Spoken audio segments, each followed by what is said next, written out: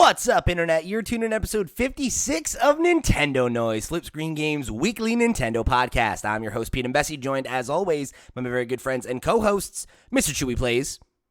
Hello, hello. And Miss Sierra Plus Ultra. Goodbye, goodbye. It is the American takeover, gang. That's right. We trimmed the dead weight that is Steve this week because it's all about Pokemon, baby.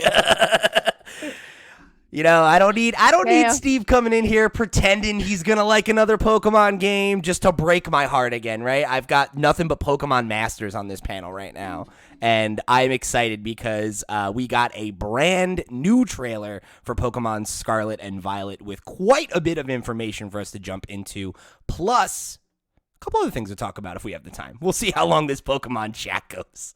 But before we get into all that, let me remind you that this episode of Nintendo Noise is brought to you by our Patreon producers for the month of August. They are, of course, Christian Oliveria, Christopher Valenz, Gabriel Hasselmeyer, a.k.a. Asobi, Mary Berry, Wakahula, and Zaid Ida. Thank you all so much for your support over on patreon.com/flipscreengames. Y'all are the realest of the real, and your support is what keeps this fine show chugging along. If you want to go and show your support, head over to the Patreon. You can be a Patreon producer like they did and get your name right on the air. You can get early access to this show. You can get our Patreon exclusive show, One More Thing, and a whole bunch of other perks and goodies if you want to show your support. But if you don't have any money for us, of course, that's no problem. Head over to flipscreen.games. That's our website where you will find links to all the places you can get involved all over the web. You can join our Discord. You can write into the show with our email address. You can go check out our new second YouTube channel where we have our Twitch archives go up every week and all kinds of good stuff. So wherever you choose to get involved, we thank you for tuning in.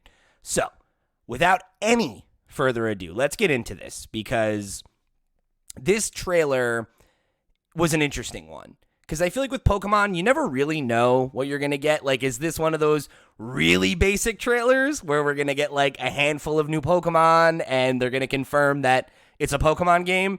Or are we going to get some of our significant questions answered? And I feel like for what we know about Scarlet and Violet at this point, this answered a lot of question marks that we had the last time we talked about it, which I was stoked to see. Definitely. I personally felt like this was the first one that made it look like a game to me, at least like one that is a little bit different from other Pokemon games, you know, because I feel like we know what to expect with Pokemon after the 20 million games we've gotten. And so watching this, I was like, there's different stuff here that I did not know was going to happen. You know what I mean? Yeah, it's not just sweeping like long shots of the region anymore and little Pokemon in the wild.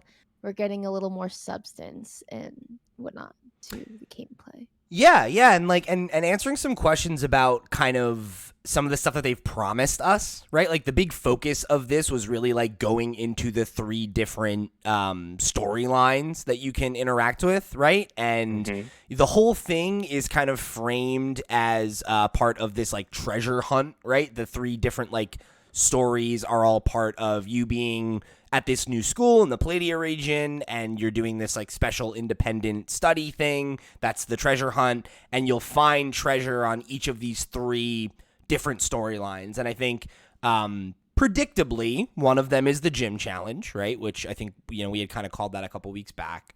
Then we've also got the Starfall Street, which is the conflict with the new, you know, crime team, right? I'm sure they're definitely criminals this time around and not just a bunch of weird kids again.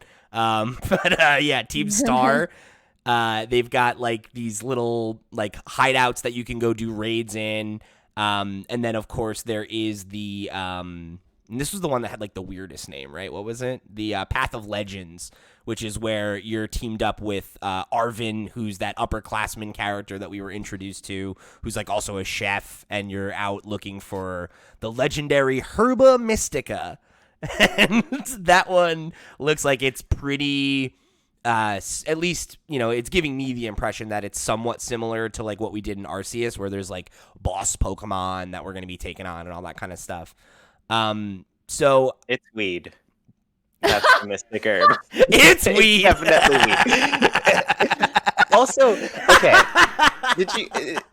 I got the impression that the group, the competing little group here, is just it's kids. It's just kids that go at the lower income school, and I don't know if I'm cool with it. Yo, no, I swear to God, because it says that they're like rebellious students, which makes me think they go to the same school that you do. And I was like, so these are just the goths, right? Like these are the kids that smoke out by like the bleachers before school. Like that's what these kids are. Right, mall emos. Yes. And like, they showed off the whole thing is that like each group within Team Star, right, will have their own boss or whatever, because it's like a whole bunch of, it's basically like a raid system, right, where like you go into these bases, they will quote unquote send a relentless barrage of Pokemon to get in your way, and you have to beat a certain number of them within like a set time limit, and then you'll get to take on the boss, who has what they call a Starmobile, which is basically just a fucking hot rod. Like they have a cool ass tricked out car, and you have to beat them in like a special battle that includes fighting them on the car. They are not kids. How the fuck they get that car? And that's the, I don't know, right? Like Chewy, you were saying like that's like lower income. They got some money to burn. I don't know if these kids are they're selling the wacky weed or whatever the hell it's called. But Herba Mystica, they're out there dealing, I guess, to pay for these hot ass cars. But Kids are smoking weird strains these days. That's how you get ahead in life, man. That's how you do it. There's some nerdy ass pot dealer who saw this today and was just like, yes, like oh, nerd themed pot dealer. This is my next custom strain. They did it. They did that. It's just 21 Jump Street, the reboot. I'm just saying, you know what you could do, right? You get a strain that you call Herba Mystica, and you have two of them, and one of them's more a head, and one of them's more a body high, and that's the two versions. This shit writes itself, everybody. Pokemon head and Pokemon body. New games. Version exclusive. Version exclusive highs. Oh, that's fucking wacky. But Right? The vehicle is cool though. It gives me like Mad Max vibes. Like they are trying to make Mad Max a thing in their world currently, and you know what? Not against it. I'm not against it either, and it's funny because like I really swing back and forth by either like being frustrated by the fact that the teams are no longer actual legitimate criminal threats, or thinking that they're hilarious, because I also thought Team Skull was really funny, how they all just like always walked into every scene like doing this like stupid like fucking hand motions, and they're just stands. They're not. I rolled my eyes every single time they were on screen, and if that's what they were going for, success. I'll tell you what, that's one of my favorite things to see at a convention now, is seeing people cosplay as that, and they're just like walking around with a boombox doing the fucking hand. Yeah. It's so silly. It's something else. But what's the Pokeball head guy's name? Ball guy. Ball guy. Yeah. Yeah. Ball guy. My brother cosplays Ball Guy when he goes to No, he doesn't. That's amazing. Chewy. I'll send them. Thank you. We need some pictures of that on the Discord. Big fan. Big Ball Guy fan. Big Ball Guy fan. My favorite. I don't think there's ever been a better character in Pokemon. That's fair to say. Guy. The Ball Guy fandom is dying. Archie, if you love Ball. My favorite thing about them is that the goofy little star hand thing that they did. I want to learn. Yes. Oh yeah. If you don't do that before every single Poke battle you go into now, like I'm just gonna be like, you're not even my friend anymore. Wow. Okay. Chewy is drawing a hard line in the sand, and you cannot cross it. He has decided he is a real Team Star stan. So you're a Team Skull level stan for Team Star, is what I'm hearing. Yeah, definitely. Okay. I love it. Okay. I love it. I respect that. So then we got to look at the I really like the format of this too, by the way. Like the whole like kind of like just giving us like a little taste of each of these and kind of giving you a sense of like what their vibe is going to be. I like that they actually feel like distinct and different. But But the next one that they showed us was, our adventures in drug dealing, the Path of Legends, where we're seeking out the legendary Herba Mystica with the chef upperclassman Arvin. And this guy looks like he is 30 years old. yeah, upperclassman. It's like, dude, yeah, he's like super duper duper senior. Yeah, he's literally never gonna stop being a senior. He's gonna stay there forever. Well, everyone has that one friend in high school that looks like they're 25. That's already, true. when you're Yeah. It's like, we all have one in our friend groups usually, you know. and it's a real thing. if you don't have one in your friend group, you're the friend. That's how that works. You're the one who looked like an old man. But the big thing with this is you're searching for these ingredients with him, and the Pokemon website said that they are said to immediately restore health once eaten. And the big conceit of it is you're going and seeking these out and fighting like these Titan Pokemon, which they showed off in the trailer was Cloth was the giant crab who everybody loves him already. I think he's great. But I love him. Perfect design. Yeah, I'm a fan. I'm a fan for sure. And then like the big thing is taking those Pokemon on and defeating them, I guess, to advance, right, and collect these things.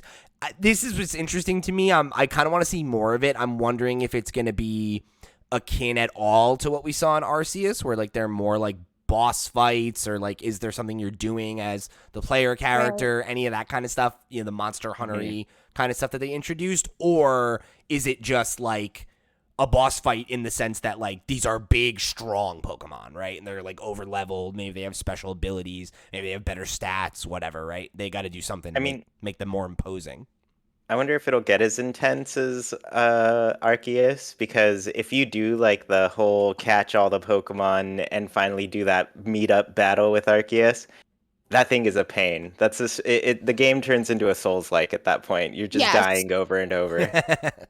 Crazy boss battle. I remember watching both of you stream it and losing it. So it took me an hour and 10 minutes at least.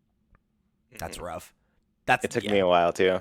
That's definitely like the hardest thing by quite a bit. I don't know. It's interesting because one of the things that I remember, and I guess we're jumping around a little bit, but one of the things I remember them showing in that that trailer, one of the last trailers for Arceus, was that like the big scary boss Pokemon like beat your Pokemon in a battle, and you like never see that in trailers. And they showed that again in the gym leader conflict, which really making me hope that they're hinting to the idea that it's tougher. But yeah, so let's jump into that part of it. So then the gym leader challenge is called Victory Road, appropriately. And this, we got some information. Like we met some characters. There's like the Pokemon League chairwoman Gita, who's supposed to be the best battler in the in the nation. This is where it seems like we're going to be spending time with the rival character Nomoa. They showed off the return of the like gym challenge mini games that we saw in Sun and Moon and Sword and Shield, where you're like going and like you were like collecting these sun flora that are like hidden around a town before getting into the actual battle.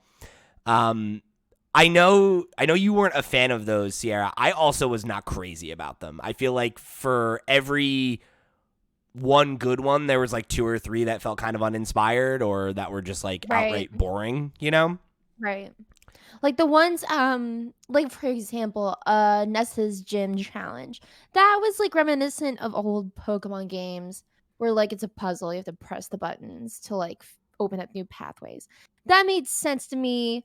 Even like Cabo's is interesting where like it's like a point system. You either have to catch the Pokemon to get 2 points or you defeat one to get 1. That was all right because you still like battle trainers. I don't mind stuff like that builds on the mechanics that are already part of the game, but the stuff where it's like run around and treasure hunt for Pokemon. It's like I don't want to do that. Like I just want to get in the fight, Like what's the challenge here, right? Like I guess you could argue that like maybe that's like a conduit for getting you to like explore parts of a city you wouldn't have seen. And if there is like hidden stuff, like then all right, fair play. Like maybe I'll feel differently about that if it's actually being done to some end. But, like, Mhm. that being the thing that they showed off of, like, you got to run around and find Pokemon that are standing somewhere. I was like, oh, Jesus Christ. Right? Like, Like, I don't want to they do must be, that. like they must be really proud of, like, the way they designed the overworld for them to want you to do something For like that to be this. the thing. Yeah. Like, let's Because I hope see. they'd make it interesting in some Right. way, because it's like these segments tend to be just so unlike the entire rest of the game. You only can do it that like one time before the gym, and then it's like, all right, let's never do that again until we revisit the idea slightly changed in the next gym, right? So, Yeah, and it's like it's frustrating because I feel like you compare that to Arceus, and I think the addition of those boss Pokemon and like they took that as an opportunity to introduce like a different like a kind of gameplay that would break things up, but rather than being like let's half-ass develop a couple mini games that you'll do one time, it was like this is a whole new system that's a part of the game, and it got fleshed out to the point where it felt meaningful. And, like, mhm. that's what I'm looking for, right? Like, if you want to make me do these little bullshit mini games, like, I'm not inherently against that, right? Like, I think sometimes that can be nice, But I want them to feel like they have substance. I don't want to just be, like, walking around clicking on stuff or, like, Right. or, like, like, I remember there was, Which like, has been the game since the very first one 25 years ago, or however long it's been now. yeah, it's like, So, and like I don't think they have to do that either is the thing, right? Like you already did this gimmick twice. Like you could just not. Like I could just go fight the gym Yeah. leaders. That would be fine. So Right. if you're gonna Mhm. Yeah. add this shit, like, at least make it feel worthwhile to engage with. Agreed. But we'll see, right? Like I'll reserve judgment, I guess, until we got hands on it. But that being the example they gave did not inspire a ton of confidence in me. No. One thing I thought was really cool though, was they showed off gym leaders using the terrestrial forms that we learned about Yeah. last time, right? Where a gym leader, like the example they gave was Brassius, who's the grass gym leader, and he tossed out a Sudowoodo, and I was like, what? Like that, and I thought maybe they were like, are they about to tell us there's like dual type gyms or something? It's like, oh no, he's using this to have a grass type Sudowoodo, which I thought was cool. I like the idea of that as like a way to, introduce some of the other like type type combinations, or also like, just kind of presenting additional opportunities for like challenge and strategy, that Yeah. like is going to make you have to like think and predict like it was, like a tougher battle. Right. Mhm. Like I said, I love the concept of Terastalize. I just don't like the presentation. That's it. Like I love I love them throwing a wrench in the operation like that. Like yes, make me like have to plan around the unexpected. Like obviously like the first few gyms are usually like very easy type matchups. Like that good old rock paper scissors system of fire, water, grass. Like I almost said green. Green Fire, type. water, green. Fire, water, green. Yes, the three elements. But and then you move on, but like I like this added challenge. Just, Swarovski crystal. This feels like the Pokemon. most meaningful Mhm. gimmick in a long time. Like I feel like ever since they introduced Mega Evolutions, they've been kind of chasing that, and I thought the last You two mean were Digivolutions? yes, Yeah. it's literally that. Mhm. And I Z moves were fine. Like I liked them meta wise, I guess, but like Dynamaxing I thought was really lame. So I think this feels like a way more meaningful shakeup to the formula. But I also am just kind of the opinion that like I would love to see them stop doing this. Cause I feel like this is like the thing now. It's like, what's the gimmick this time? And like rather than meaningfully build on the metagame and like thinking about like with Arceus, like I loved how they brought in the whole like turn order and like being able to do the strong style or the agile style. Like those are things that felt like they really shook things up. Yeah. And this, I think, similarly will shake things up, but I can't help but be disappointed that if this fucking kicks ass, that it's like, well, it's going to be gone next generation, and we'll have whatever new dumb thing we got to contend with for, another generation. Which I just would love, like, I feel like this game represented an opportunity for them to be like, yeah, we're not gonna do that, right? The gimmick of this is that it's open world, so we're not gonna shove shit in the battle system for the sake of it, right? I don't know, Right. but I am interested in this, so like I'm of two minds. I like their hats. I like that it's ridiculous. I haven't decided which side of the fence I want to come down on. Like, do I follow my gut reaction and say that I dislike these, or do I just own the meme and just be like, nah, I'm all in on them. Like, I'm backing up Chuy on this one. They're dumb, but I like them. I don't know. I haven't decided yet. I know. Well, the other thing that's confusing, and this is a little off topic from the gym challenge itself, but I noticed that when like the starters terastalize, I feel so weird saying that word. I'm sorry. It doesn't look like their types change. It's just like, do they get a power up on special attack, physical attack? What? Because they showed that, I remember, in the one where they introduced terastalizing, there was the EV example, and it was like, this EV is staying normal, but this one's water, and this one's grass. So it's like, right. It seems like some of them change types, some of them don't, and I'm wondering what is the benefit if you're not, like, do you just get a boost to stab, and like, you know, you're, like, if you're a water type, your water type attacks hit even harder or something like that? Like, there has to be some benefit, right? Otherwise, why would you do it? But it's not exactly clear to me what that is. I don't think they've made it clear, but no. It's interesting because, again, it's kind of like, so is there even like a deeper level to the way that this impacts battles that we're just not aware of yet? Because it seems like the answer is yes. Right. It's very possible that they're just showing us the surface level stuff and people will break the game in other ways once they get their hands on it. I am so interested to see how, like, I think that's a really clever way to like expand the meta without having more Pokemon in the game. Because it's like, if multiple Pokemon have like a few different types they can conceivably terasticize into or whatever, it's just so interesting how much that changes the way you're gonna like build movesets and stuff, and like could viably have like a lot of different ways to use the same Pokemon, which I think is always like good. That's always healthy for the battle system. Yeah, I definitely messaged you at some point during Worlds where I was like, I'm watching these two people battle and they're using the exact same Pokemon.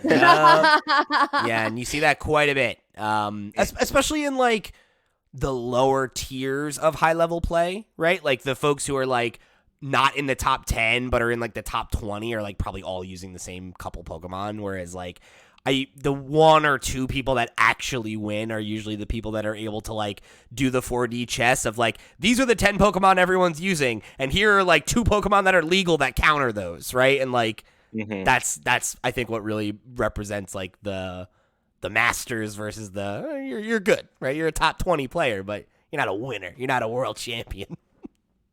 So this will maybe one day. I mean, this will add a lot of dynamics to that, right? Because it'll be interesting to see like, maybe there's one Pokemon that gets a lot of play, but there's 3 different things it could be when it comes out. And it's like, oh, that's, you know, that's a lot. Yeah. That really adds to the whole, like, 4D chess prediction game, which that's my favorite part. Something that we didn't get to touch on, because we haven't talked about the game recently, but I know when we were talking about it offline today, Sierra, you brought this up, that we did also get a confirmation prior to this trailer that clarified something that I'm disappointed about, which is that you can complete the gyms in any order, but there won't be level scaling. So right.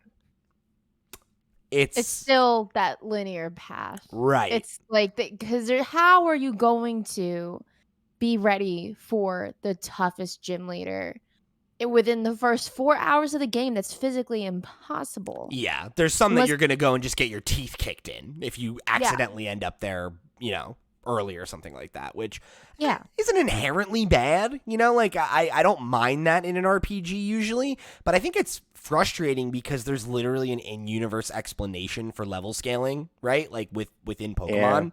And it would be, you know, I'm not going to sit here and say it would be like super easy, right? But like, what you would to make this work the way we want it to work, you'd have to program 8 teams, right, for every gym leader, so that based on how many badges you have, they have a different team. Which I'm not going to sit here and say that that's no work, but like to just program different teams. Like they did that in Gold and Silver, right? Like it's Right. you'd go back to a gym and like they'd level up and like things would change and so it's like they've never done that before where you have like a character who's what team they have evolves depending on how many times you've battled them or other environmental triggers or whatever, right? It's not unheard of. So it's kind of disappointing that they're like hanging their hat on the fact that you can do this in whatever order, but like really, it's like that would kind of make the experience worse, right? Because like not even like the side of you getting to one too early and it being too hard. Imagine you accidentally, you do the first one and then you miss the second one, you go to the third one, and then eventually you're like, oh, I missed this one, I got to go back, and it's super easy because you just delete all the people you interact with. Yeah. Just gone. Because you're just like God mode, Right. Yeah.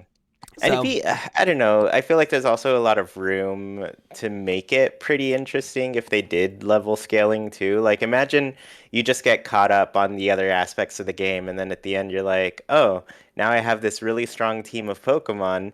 Let me go fight all of these gyms that are like gonna use their maxed out people against me. That would be feel awesome. Like that'd be like really cool. Yeah, that would be fun. Like just it would change it up in ways that make it feel like it just avoids everything you just described, where you can just show up, delete all their Pokemon, and get out of there.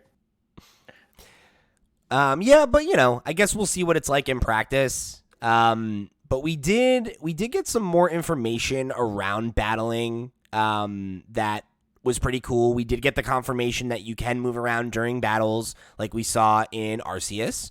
That was like very, very quickly hinted at. And they ended up kind of talking a little bit more about that on the blog post about it, because they also confirmed a feature called auto battles where you'll be able to activate what's called a Let's Go feature, and that will basically make it so you can send out a Pokemon and it'll auto battle whatever wild Pokemon you interact with, and you can even like let them go and have them seek out Pokemon to battle, and you can have them kind of passively leveling without you having to influence the battle. And they said that you're able to you can either sit there and like watch the battle, or you can like go look for items that are nearby and whatever. So that's interesting because definitely like a cool new feature, right? And I'm wondering if that at all has anything to do with like the overworld Pokemon catching, which we've been theorizing is not going to be present in this game. And I'm wondering, I still wonder if it is. I'm not totally convinced that it's not, but it's interesting to see this and think like, okay, so how does that work, right? Like, yes. Can I toggle this on or off? Like, if they start battling and I decide I want to catch it, can I do that? Like, how much control do I have over this? Because I think if you are able to do that, then I think that will be a pretty good solution for the whole you can't catch Pokemon in the overworld the way we liked in Arceus, which I don't think it's a solution, but it's a Band-Aid for this game at least, where, like, at least then you could still be like, all right, cool, I'll toss out this Pokemon. You start battling that one. I'll go collect some items nearby. I'll come back, toss a ball at the end. Like, if you can emulate that cycle a little bit, I think that would be a positive thing. Right. I'm interested to try it out, but I don't. It's just not going to be as smooth as Arceus was with everything. That whole system was great. Perfect. It made me happy the entire time, and I was like, all right, if the next Pokemon game doesn't have this, I'm just going to be sad. I guess I'll still get it, but I'm just going to be sad about it the whole time. So yeah, that loop was so addicting. Yeah. It was I loved the it. most satisfying catching Pokemon has ever been, I think. Yeah, and it mattered. It went toward the game in such a cool way. And in this one, I guess the Pokedex isn't one of their 3 main storylines that they were going for here. Just another thing you can do. Just the thing you can do. Which is kind of a bummer, but I also feel like I get it, because the more Pokemon that are in the game, the more that's like a Herculean task. So it's like, I don't know. Like, I guess I get it, but... Yeah, and they're going to add more. Like, we know we're probably going to get... And now that they've done the big paid DLC with Sword and Shield, they're like, "Yep, we're doing that again. Get Yeah. 400 more Pokemon into this game, or however many." And because they can, there's a million Pokemon now. Well, and So they also, this is a thing, I don't know if y'all remember this, but there was like the whole Dex controversy with Sword and Shield, and at the time, one of the things they talked about was like developing this library of cloud assets and being able to make new models that then they could like reuse and everything. And they talked about that a little bit at GDC about how that was part of why they were able to make Arceus and Scarlet Violet at the same time, even though they're both big projects like that. And it seems like that's paying off, you know? So it's like any Pokemon that they've already made that didn't make it into the initial decks would be really easy, I think, to implement as DLC from the sounds of it, which is a cool thing. I would love to see them bring some of the Arceus exclusive Pokemon forward somehow, you know? I know. Especially the whole like past and future motif. Yeah, that's a good point. Yeah. I didn't even think about that. Maybe that's how. Yeah, maybe that's like how we'll backdoor some of those guys in. Oh man, that just got me excited for them doing like an Arceus, but it's just the future part of it instead of them going back. Yeah. That'd be sick. I'd also be definitely down for that. I think the idea of like exploring the near future of Pokemon is very interesting. So the last thing I want to talk about before we move on from this is, I guess there's a couple more odds and ends here, but they showed off some new Pokemon. We already talked about Cloth, who's like the giant crab boy. And then we got two other Pokemon that they showed off kind of. There was this like last segment where they were showing off the map and kind of showing all the different environments and everything. And I really got the sense that it's pretty big.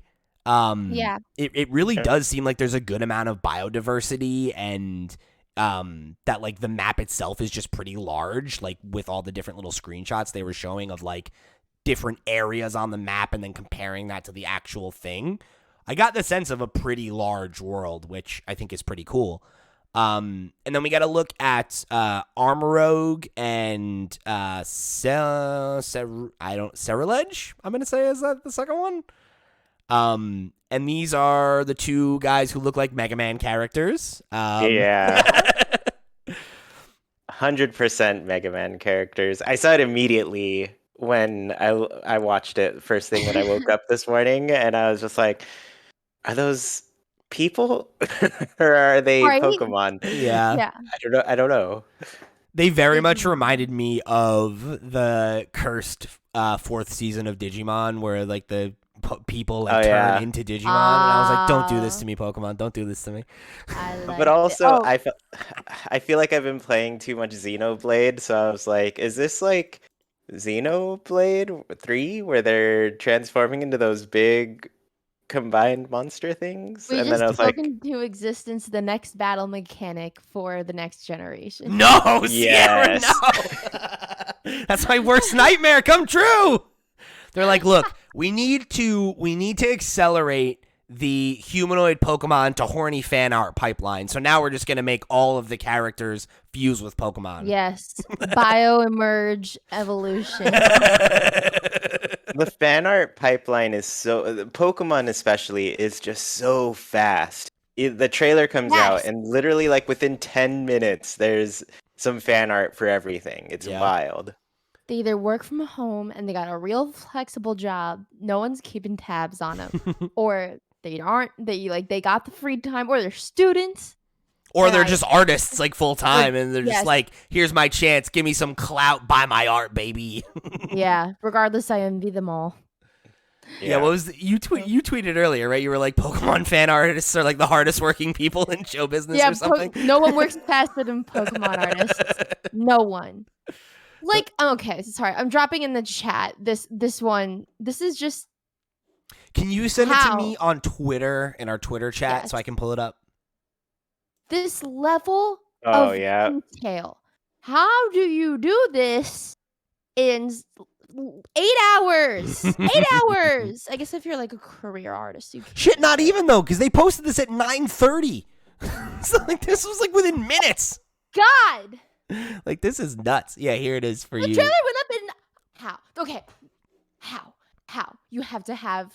Okay, conspiracy theory. You had to be on the inside. You know somebody at the Pokemon. My uncle You, works for the you Pokemon mean you company. And have an uncle?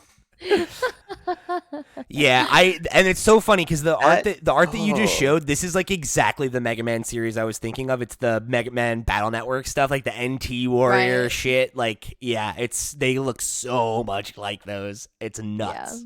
I saw somebody that would who modded. They created a sprite and like put it in. I don't know if they modded it in or if it was just like a a quick edit on like Premiere or whatever. But like they made a sprite of the Sword Boy one in the style of Mega Man NT Warrior and stuck it in the game. And I was like, "What are you fucking kidding me? It's been 2 hours. Like What this the just fuck? dropped today.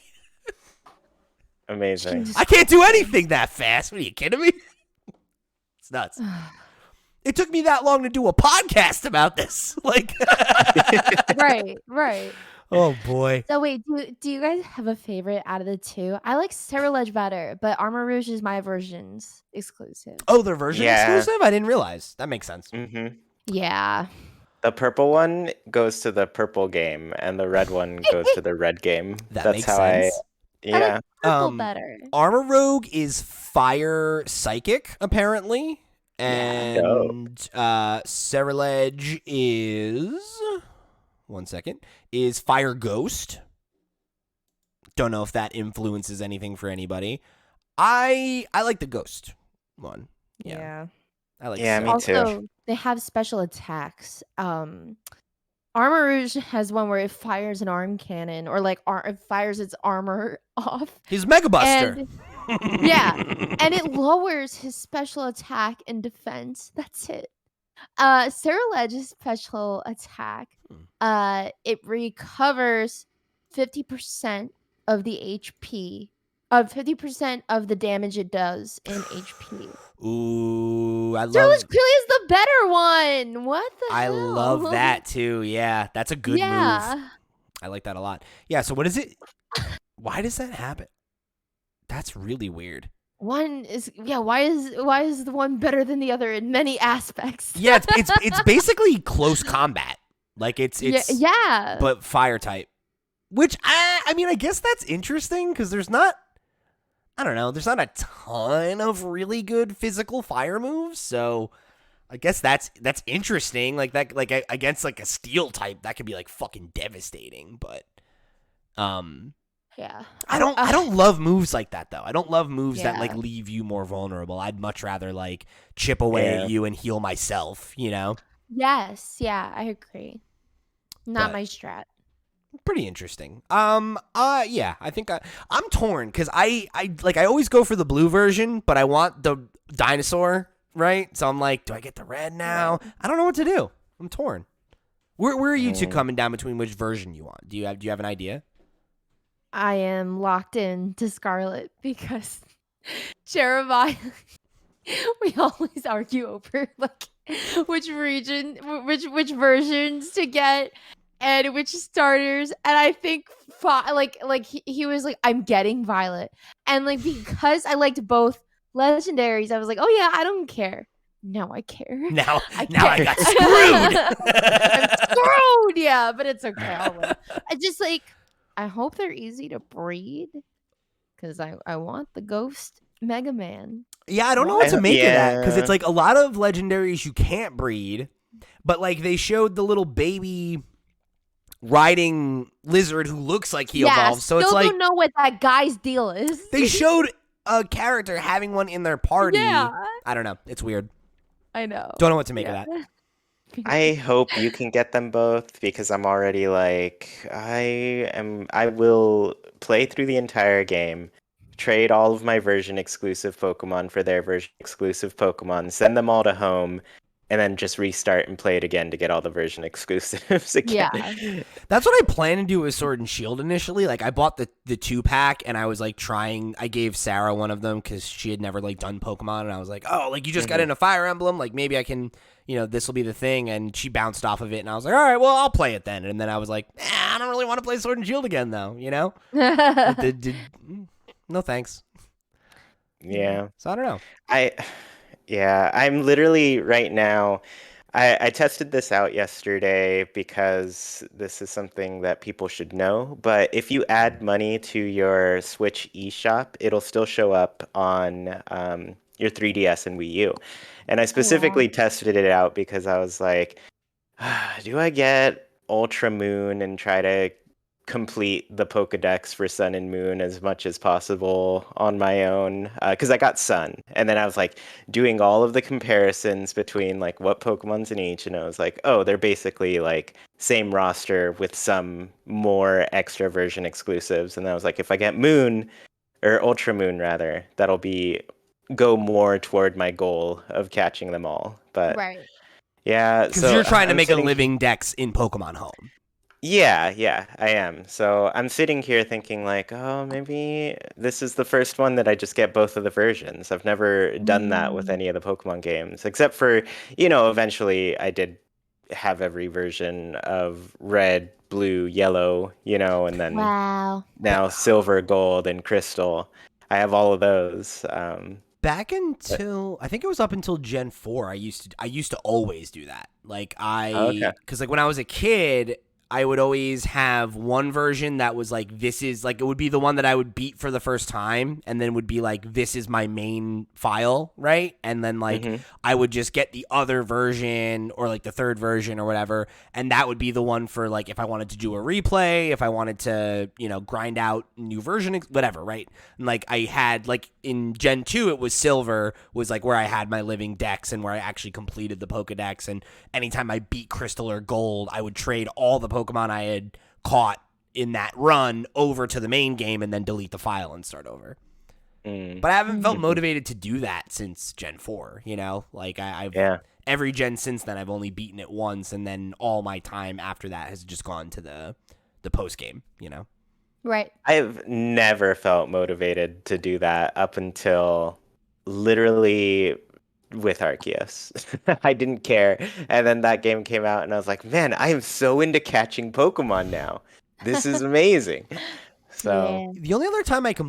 I completed the decks in Gens 1 and 2. And 3 I didn't because it was like so hard initially. Like you couldn't get any of the Johto stuff until they made the GameCube games, and then they did Fire Red and Leaf Green and all that stuff, and like Mhm. that was around the time that I was like at the age where it was like I'm getting made fun of for liking Pokemon, so I'm going to take a hiatus here, Yeah. and like it wasn't until I was in high school when Gen 4 came out where I was like I had like it was like, "Oh, okay, like nerdiness is part of my identity. I'm not going to be ashamed of this, right?" Like, and I had other Mhm. friends that liked Pokemon and was like, okay, I found my people.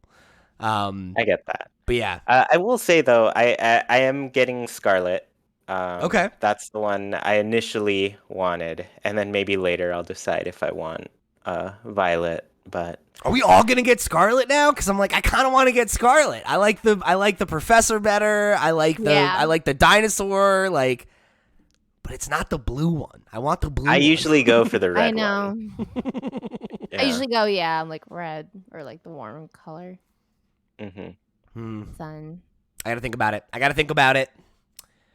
The last thing on the Pokemon side of the fence is we got to look at the new Nintendo Switch OLED model for Pokemon Scarlet and Violet, and it is pretty sick. I'm not going to lie to you. As far as Yeah. custom, game-specific consoles go, this is a pretty cool one.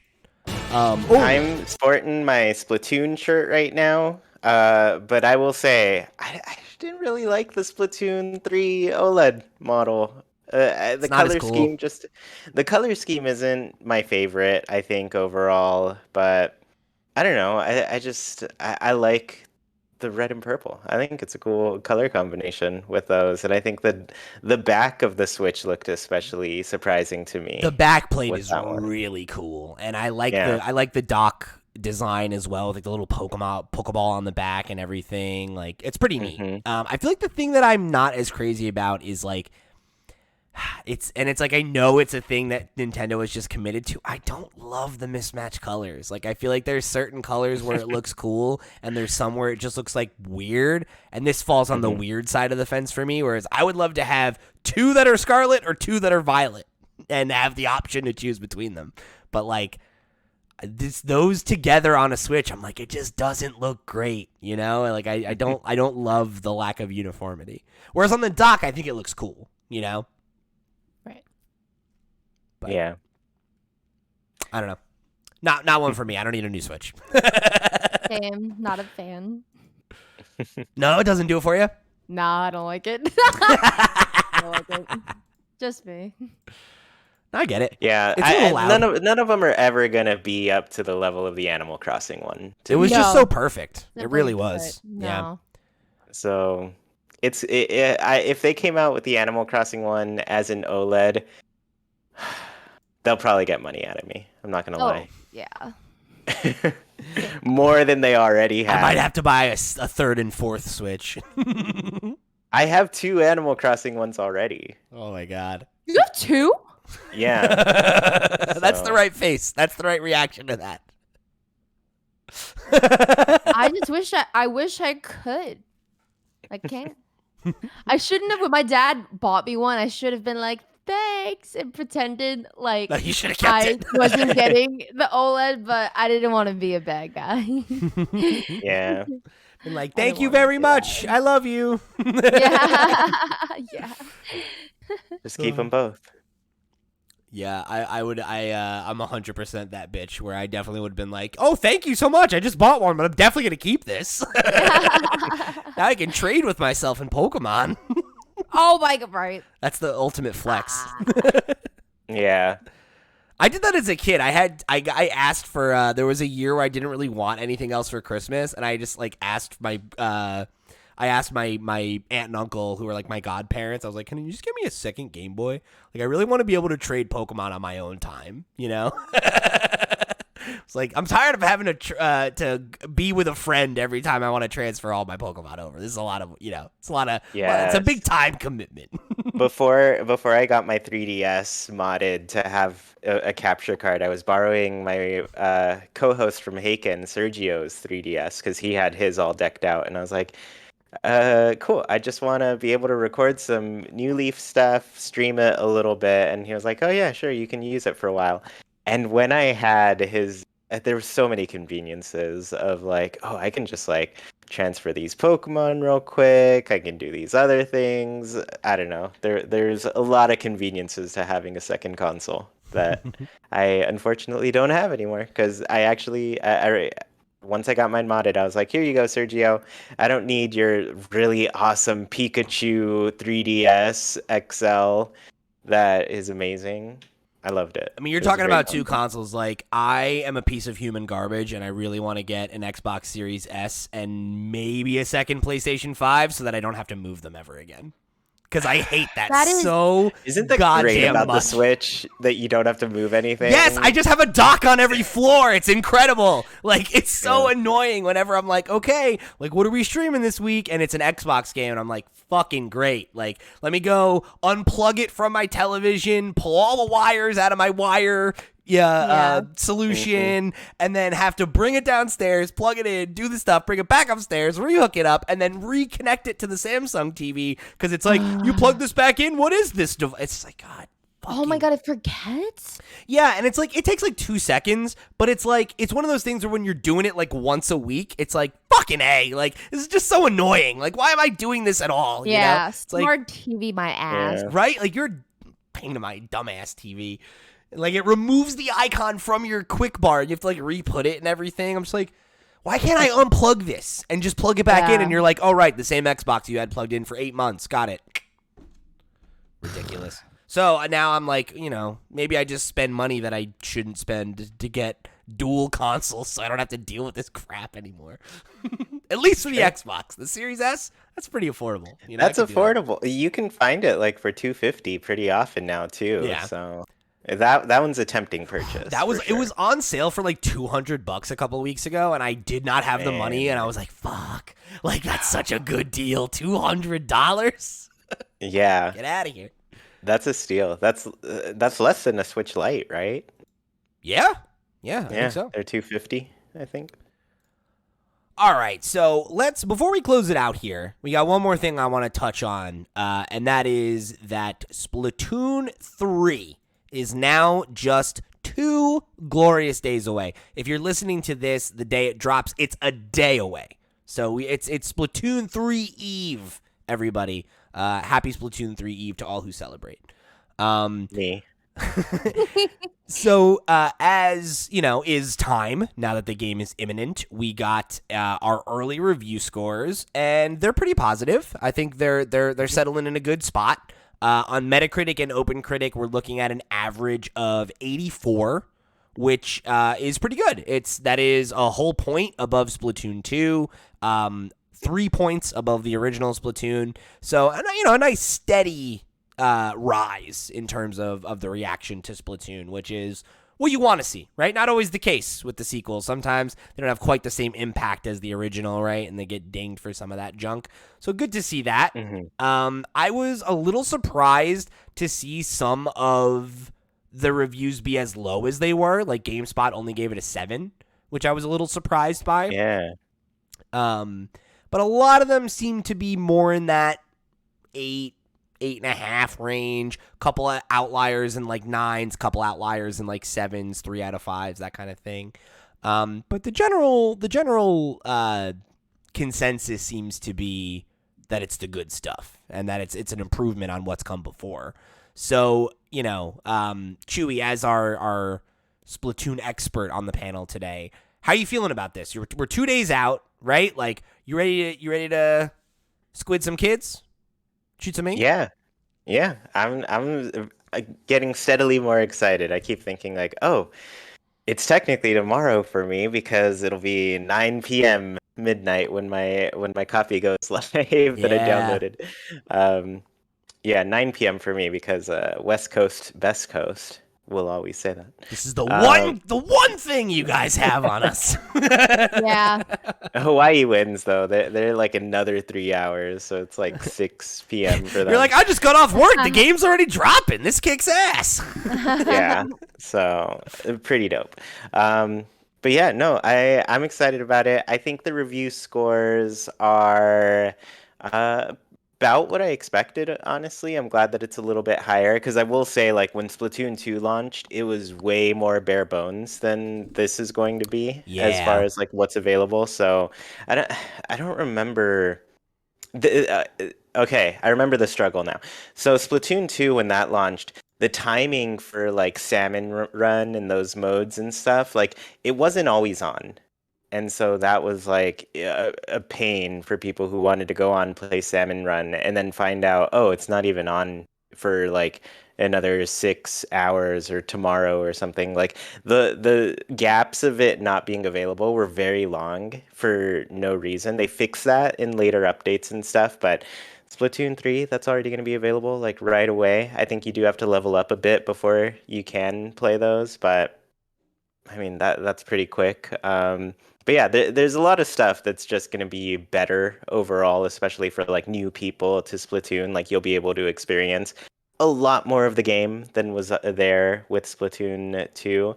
And then on top of that, I keep thinking like, oh man, every 3 months they're going to be dropping some updates with a bunch of new stuff, new weapons, new gear, new levels, new possibly new modes and stuff. We already know that League is going to get added later, X Rank is getting added later. So yeah, there's going to be just a bunch to look forward to with the game. So I feel like if Splatoon 2 were rated today with what it has today, I think it would have gotten a higher score. And I expect Splatoon 3 to feel the same, where it's like, oh yeah, this deserved a higher score than it did like at launch. You know what I mean? Yeah, absolutely. And I think that's like, to your point, it's very, very exciting to have that kind of, that the floor be so high. Right? That if like at launch, it's already going to be better than Splatoon 2 ever was. And we know Splatoon 2 got better is like, that's pretty exciting. Like it feels like this game has a real opportunity to be like the one that gets people in, cause I think Splatoon 2 was, definitely a game that like the trajectory of Splatoon is so interesting, right? Cause the original was a game that people talked about a lot, but it was on a dead console nobody wanted to buy. And then 2 was like, great, oh, I can finally play Splatoon now that it's on a console that is, worth getting. But it was so early that I feel like the Switch wasn't as established as it is now, right? And like you can see how there's just a huge audience kind of waiting, I think, to get into it now, hopefully, right? So I think there's a real chance for this to be like the biggest and best one yet in a pretty significant way. Yeah, and I just watched that first Nintendo hosted tournament for Splatoon 3 at PAX West, and that got me excited. I was like, Nice. man, there's such good changes to the meta and like the balance of the game, especially after, going through the lifetime of Splatoon 2.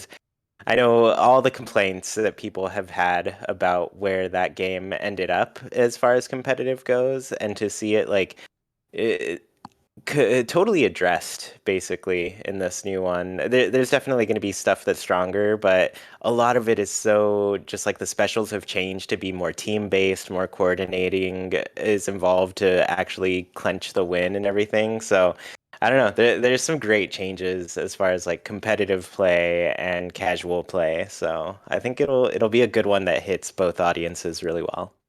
Yeah, I hope you're right. So I am planning, I think, to pick it up on launch day. If not, Same. it'll be within a couple days. Okay, cool. That's what I was gonna ask. I didn't know if you were Yes. planning on grabbing it day Yeah, one. I have an insane weekend ahead of me, so Mhm. I won't get time to play it, but I'm getting it for absolute sure. So it sounds like we got to do a flip screen Friday, whether Yeah. it's this week or next week. We're getting the squad together for some quads.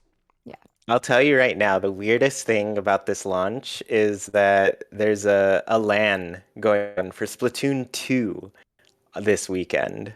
That was planned like months and months and months ago. So like nobody knew what the release date for Splatoon 3 was. So they've added like a Splatoon 3 side event thing to it because That's I'm like, funny. nobody's gonna watch this Splatoon 2 tournament literally on the launch weekend of Splatoon 3. And No, that's a so shame. I have a friend who's going because he has more hours on Splatoon than I think I have on my Switch, like total. Wow. Oh my god. So yeah, like over 4,000 hours for sure, probably getting close to 5,000. But yeah, there's a bunch of people going to this LAN, and I'm just like, I don't know why. Like, just switch it to Splatoon 3. Make the whole thing Splatoon 3. Yeah, I would have pivoted like hard on that one, but you know, hmm to each their own. Go tune in, I guess, if you want to watch people play Splatoon 2 while you play Splatoon 3. Maybe that's the way to I'm go. just gonna watch the Splatoon 3 parts, honestly. So, There you go. yeah. All right, so make sure you tune in next week because we'll be talking all about Splatoon 3 and our time with it so far, as well as hopefully streaming it this weekend or the next. So keep your eyes peeled. Come join us. Come join the Discord if you haven't already. We'll definitely be setting up a Splatoon channel so that everybody can like link up and trade friend codes and do all that good stuff. So if you're looking for folks to play with, that's a good place to start. Because I stand by the quality of our community. Just nice folks here. We don't allow for assholes. They get booted. So if you're a nice person who wants to come play some video games, come join the community. Come be a part of it. And we always keep the conversation rolling there after the episode ends, which is also a great time. So hope you'll come be a part of what we're doing over there. Speaking of which, if you want to find all the places that you can get involved, including becoming a Patreon supporter, including our Twitch channel if you want to go watch us play Splatoon, including our second YouTube channel where you can watch the archives of those Twitch streams if you didn't get to catch them live, go over to flipscreen.games. That's the link where you can find all the links. It's the master link, as it were. So, that's enough rambling for today. I'm done talking now. This show is over, okay? So, for the crew, I've been Pete. He's been Chuy. She's been Sierra. And we'll see you next week! Go do some splatting. Go do some herba mist. Herba mystical. Smoke that herba mystical.